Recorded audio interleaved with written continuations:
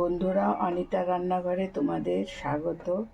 আজকে আমি তোমাদের সাথে শেয়ার করব শিমলা মির্চ দিয়ে আর পনির দিয়ে একটা রেসিপি। এগুলোকে আমি ধুয়ে কেটে নিয়েছি আর পনিরটাকেও কেটে নিয়েছি। এবার আমি রান্নাটা বসাচ্ছি। এবার কড়াইটা গরম হয়ে গেছে, আমি এর মধ্যে তেল দিয়ে দিচ্ছি, সাদা তেল। এবার তেলটা গরম হয়ে গেছে, এর মধ্যে জিরা দিয়ে দিলাম। এবার এর মধ্যে পেঁয়াজ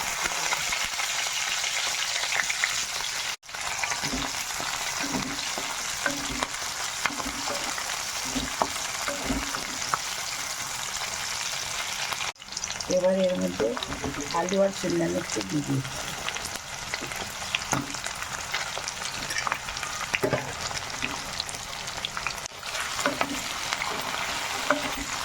এবারে এগুলো একটু আমি ভেজে নেব। এর মধ্যে এখন লবণ আর হলুদ দেব।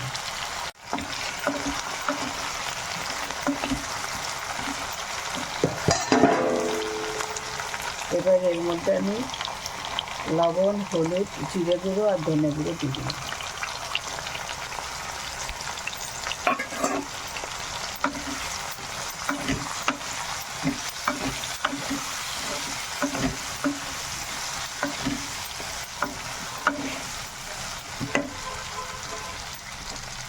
এর মধ্যে লবণও দিয়ে দিলাম।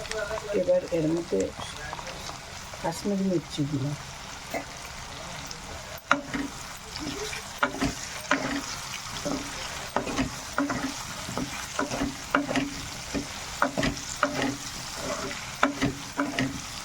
দিয়ে একটু মশলাটা ভেজে নিচ্ছি। এর মধ্যে একটু আদা পেস্ট দিয়ে দিলাম।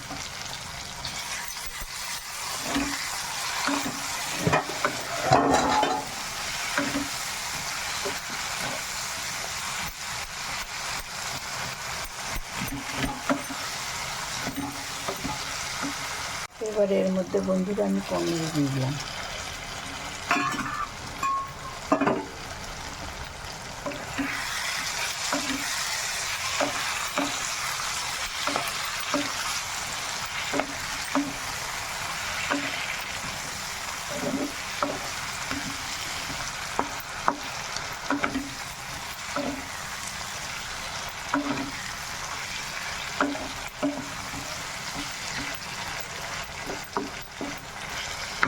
একটু ভেজে নেব,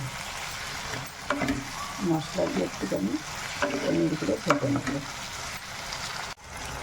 বন্ধুরা, এবার কষানো হয়ে গেছে। এবার অল্প একটুখানি জল দেবো আলুটা সিদ্ধ হওয়ার জন্য। এটা আমি মাখাই করব।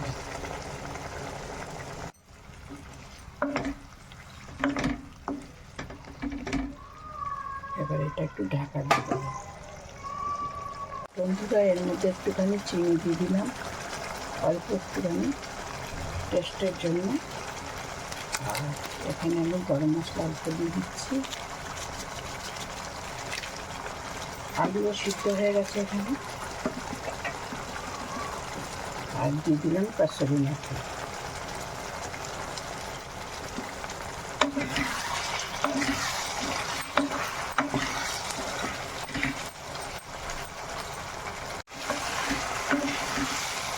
বন্ধুরা, আমার এই পনিরের রেসিপিটা হয়ে গেছে। এর মধ্যে একটু বাটার দিয়ে দিচ্ছি লাস্টে।